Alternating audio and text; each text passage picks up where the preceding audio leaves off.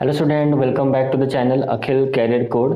तो आज इस वीडियो में मैं आपसे बात करने वाला हूं जो आपके अपकमिंग जो सीबीएसई बोर्ड एग्जाम आने वाले हैं उसके रिलेटेड कुछ क्वेश्चंस आपके मन में होंगे। तो उसका जो आंसर मैं आप सबसे देने वाला हूं, मतलब सबको देने वाला हूं। ओके, तो चलो इस वीडियो को शुरू करते हैं। तो अभी रिसेंटली मैंने क्लास 7 के ऊपर मैंने वीडियो बनाया, अगर नहीं देखे हो तो जाके देख लेना। And this video is for only class 10 student जो कि अभी कुछ दिन बचे हैं उनके एग्ज़ाम के, सीबीएसई बोर्ड एग्ज़ाम। तो कुछ मन में सवाल आते होंगे, उठते होंगे कि यार कुछ क्वेश्चंस होते होंगे आपके मन में जिसका आप सोल्यूशन ढूंढना चाहते हो। तो कुछ यहाँ पर फ्रीक्वेंटली आस्क्ड क्वेश्चन है स्टूडेंट के द्वारा जो कि मैं आपके उसके आंसर दूंगा। ठीक है, तो चलो शुरू करते हैं। तो पहला क्वेश्चन ये रहा। पहला question, how should I improve my presentation, are any marks given for student presentation. मतलब यहाँ पर क्वेश्चन, मतलब यहाँ पर पूछा गया है कि कैसे अपना presentation, how should I improve my presentation, जो आप लिखते हो एग्जाम में, कुछ भी आप इंग्लिश को, कुछ किसी का भी पेपर दे रहे हो, इंग्लिश का हो, मैथ का हो, किसी का भी पेपर आप दे रहे हो, तो उसको अगर हम ठीक से लिखते हैं, प्रेजेंटेशन अच्छे से करते हैं, तो क्या उसमें कुछ एक्स्ट्रा मार्क हमें मिलेंगे? पहला क्वेश्चन। तो उसका आंसर है नो। आपको यहाँ पे सीबीएसई बोल रहा है कि नो सेपरेट मार्क्स नहीं दिया जाएगा, no separate marks are given. But आप जो भी लिख रहे हो, आंसर जो भी लिख रहे हो, चाहे इंग्लिश हो या मैथ हो, कोई भी डायग्राम बना रहे हो, बस आप उसको नीट एंड क्लियर रखना पड़ेगा। अगर नहीं रखोगे तो उसमें मार्क कट सकते हैं, लेकिन अगर आप अच्छा करोगे तो इसका मतलब ये नहीं कि आपको एक्स्ट्रा कुछ मार्क मिलेगा। जितना उस क्वेश्चन में जितना मार्क होगा उतना ही मार्क आपको मिलेगा। ओके, दूसरा question, if a student fails in pre board, अगर कोई बच्चा है, अगर प्री बोर्ड में कोई स्टूडेंट अगर प्री बोर्ड में अगर एग्जामिनेशन में फेल हो जाता है, तो does that mean one can not appear in the board exam. क्या इसका मतलब ये है कि क्या वो बोर्ड एग्जाम अपीयर नहीं कर सकता है? देखो, इसका टोटली डिपेंडेंट होता है जिस स्कूल में आप पढ़ते हो।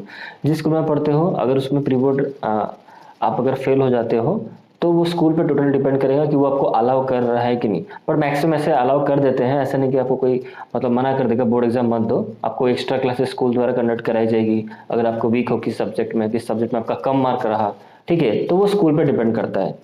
बट 99% केस में स्कूल अलाउ कर देती है, क्योंकि उसके बाद से आपका एडमिट कार्ड निकल चुका होता है, प्री बोर्ड मतलब नियर अबाउट आपका एडमिट कार्ड निकल चुका होता है, तो आपको अलाउ करेंगे। ठीक है, अब आते हैं नेक्स्ट क्वेश्चन पे आते हैं हम कि is whitener allowed in the board exam. क्या व्हाइटनर हम अलाउ है क्या बोर्ड एग्जाम में, या फिर can be use gel pen?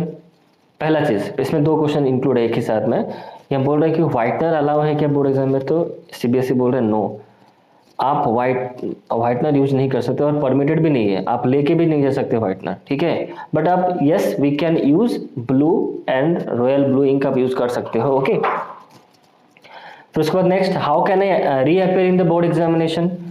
मतलब अगर आप बोर्ड एग्जाम में कुछ कारण, कुछ चीज़ों की वजह से आप एग्जाम नहीं दे रहे हो, तो फिर से आपको रीअपियर करना है बोर्ड एग्जाम में, तो कैसे आप करोगे? ठीक है, तो यहाँ पे एक स्टूडेंट ने पूछा है, तो उसका सीबीएसई आंसर दे रहा है क्या कि student who fail in the class 10th और क्लास 12, 10th 12 दोनों के बारे में, can reappear as a private candidate, मतलब वो फिर से रीअपियर कर सकते हैं as a private candidate. And regular admitted school, आपको स्कूल फिर से एक एडमिट कार्ड देगा, फिर से आप फर्दर और एक एग्जाम होता है, फिर आप उसको कंडक्ट, मतलब अब एक और एक बार एग्जाम दे सकते हो, उसी ईयर दे सकते हो।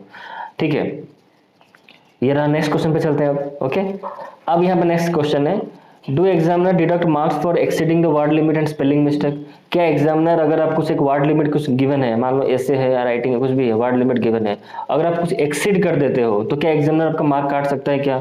Specially in the language paper, तो लैंग्वेज पेपर स्पेशली जो होते हैं जैसे हिंदी, इंग्लिश, आपका पेपर ओडिया, या फिर रीजनल लैंग्वेज कोई भी हो। ठीक है, तो no marks are deducted for exceeding the word limit. तो सीबीएसई में बोल रहा है कि नहीं, आपका कोई मतलब मार्क डिडक्ट नहीं होगा अगर कुछ आप एक्स्ट्रा लिख देते हो। बट ट्राई करो कि अगर देखो कुछ एक्स्ट्रा वर्ड होते हैं तो चलेगा, इट कैन बी मैनेजेबल।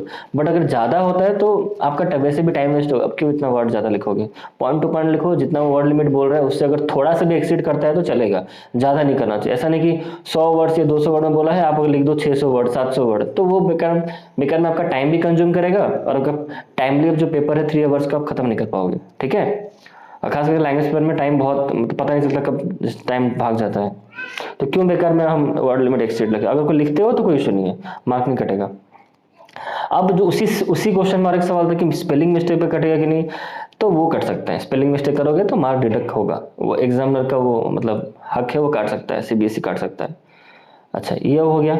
अब आते हैं नेक्स्ट क्वेश्चन पे, will question be asked from the board sample paper, जो बोर्ड प्रोवाइड करता है, आपने देखा होगा सीबीएसई वेबसाइट में आप देखोगे तो सीबीएसई कुछ सैम्पल पेपर प्रोवाइड करते हैं आपका जो बोर्ड एग्जाम के लिए, जैसे आप अच्छे से प्रिपरेशन कर सको अपने बोर्ड एग्जाम के लिए।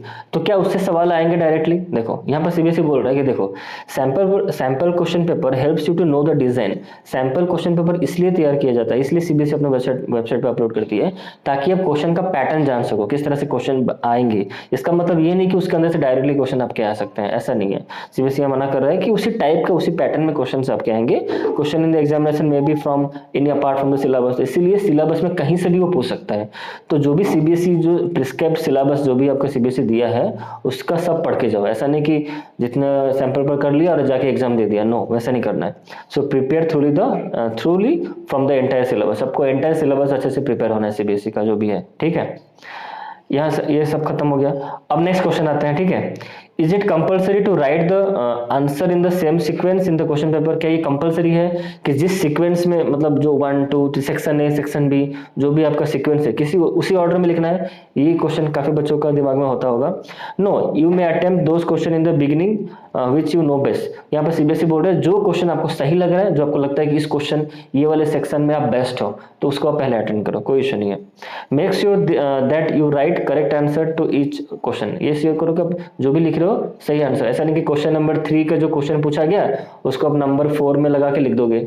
ऐसे मान लो कुछ क्वेश्चन, अगर मैथ का एग्जाम्पल ले लो, एज ए मैथ टीचर मैं मैथ पढ़ाता हूँ तो मैं मैथ का अच्छे से बोल सकता हूँ, बट सारे सब्जेक्ट में वही चीज़ एप्लीकेबल होगी। मैथ में चीज़ें ऐसे क्या होती है ना कि जैसे मान लो कोई कुछ सवाल है, उसमें पूछा होगा कि एक्स की वैल्यू निकालो, और दूसरा उसको क्वेश्चन नंबर 3 में पूछा होगा, बट आप उसको आंसर शीट में क्वेश्चन नंबर 4 में लिख के चले आओगे तो कैसे होगा? नहीं होगा, ठीक है।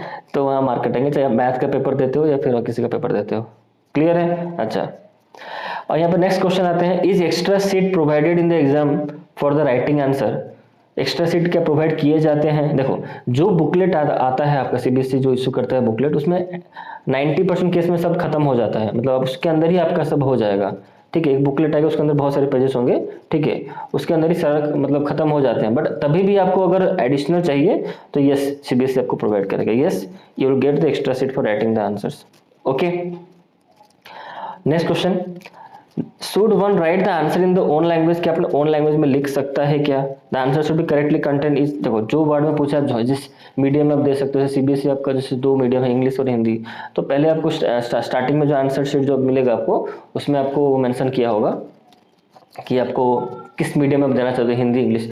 ऐसा नहीं कि आपने लिख दिया है इंग्लिश बुकलेट के जो आंसर पर पहले आता है और नीचे उसके अंदर आप हिंदी में लिख रहे हो, तो ऐसा तो काफ़ी बच्चे गलती नहीं करते हैं। तो मेक श्योर जब आप फिल कर रहे हो जो आंसर शीट लिखने से पहले, तो अच्छे से आप मीडियम ऑफ मतलब आपका लैंग्वेज का मीडियम लिखना पड़ेगा कि हाँ मैं इंग्लिश में दे रहा हूँ, ठीक है, मैथ्स में लिख रहा हूँ जो इंग्लिश में लिख रहा हूँ, हिंदी में नहीं लिख रहा हूँ। क्लियर है? तो ये सब 10 क्वेश्चंस मैंने यहाँ पर पिक किए थे, तो आई होप 10 क्वेश्चन हमारे कवर हो चुके हैं। तो ये क्वेश्चन बहुत इंपॉर्टेंट थे, और भी कुछ क्वेश्चन है इसके अंदर, बहुत सारे क्वेश्चंस मैंने निकाल के रखे हैं। तो अगर आप और क्वेश्चंस के आंसर इस तरह से फ्रिक्वेंटली आस्क्ड क्वेश्चन अगर जानना चाहते हो उसके क्या आंसर्स होंगे, तो मुझे नीचे इस वीडियो के नीचे कमेंट करो, तो इसका पार्ट 2 भी आएगा। मैं आपको फिर से और कुछ एक्स्ट्रा क्वेश्चन भी हैं मैंने उसको निकाल के रखे हैं, उसको भी उस वीडियो में कवर करेंगे। तो आई होप आपको वीडियो अच्छा लगा होगा, एंड थैंक्स फॉर वॉचिंग। और जो बच्चे चैनल को सब्सक्राइब नहीं किए हैं, जो स्टूडेंट सब्सक्राइब नहीं किए हैं, सब्सक्राइब कर लो जल्दी से। तो मिलते हैं नेक्स्ट कोई वीडियो में, और इसका पार्ट 2 अगर आएगा तो मैं आपको बता दूंगा जरूर। अगर आया तो आया, नहीं तो अगर कमेंट करोगे कमेंट बॉक्स में तो जरूर इस वीडियो का पार्ट 2 आएगा। ओके, तो मिलते हैं नेक्स्ट वीडियो में, तब तक इस वीडियो में इतना ही, चलो बाय।